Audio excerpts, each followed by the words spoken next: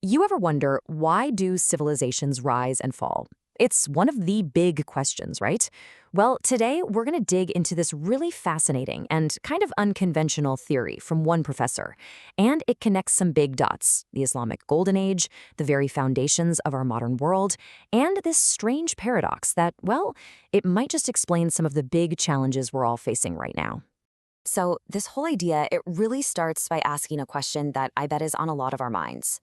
You look around at the world today, are we actually heading in the right direction? Because the foundation for this entire argument, it starts with a pretty stark observation, right? For all of our incredible advancements, it feels like a lot of modern societies are struggling, and I mean really struggling, with some deep fundamental problems. And according to this theory, the evidence is pretty much everywhere you look. I mean, on the big global scale, you've got rising conflicts, just staggering amounts of debt. But it's also super personal, isn't it?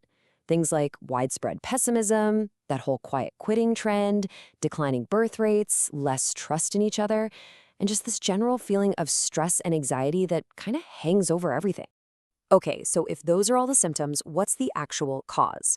To get to the bottom of that, the professor says we have to rewind the clock, way back, to look at this absolutely monumental shift in how humans think. A shift that basically reshaped everything. And that brings us to what this theory calls a major intellectual revolution in human history.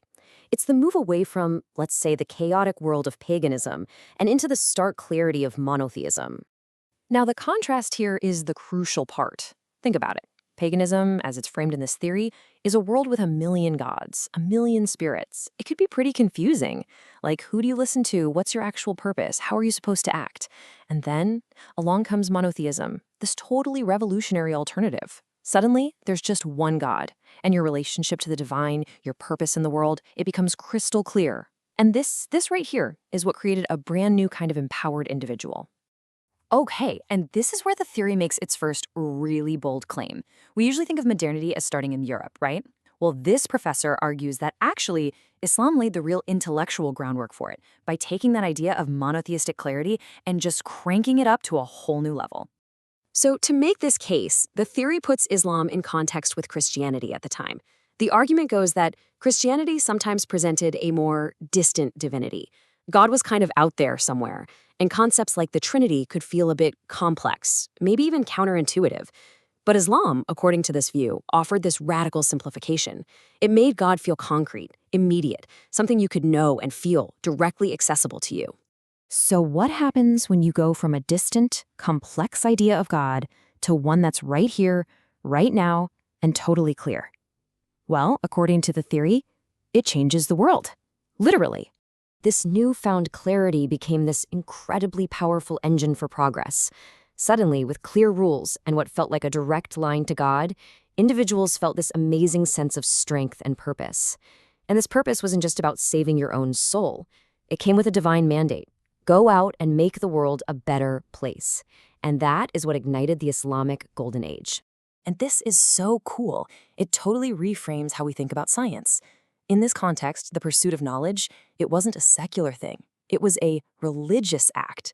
Science was the tool you used to fulfill God's divine expectation to improve the world, to basically create heaven on earth. The effects of this revolution were so huge that, according to the theory, they literally established the three pillars of our modern world: the empowered individual, money, and the nation-state, the big systems you need to organize all those empowered individuals. This one idea, this intellectual clarity, it made these concepts the dominant way of thinking that we are still living with today. But, and this is where it gets really interesting, here's where the theory drops its central paradox. It argues that the system's greatest strength, that absolute clarity, was also hiding a fatal flaw. Which brings us to this fascinating twist. I mean, what happens when an idea is too simple, too clear, too perfect?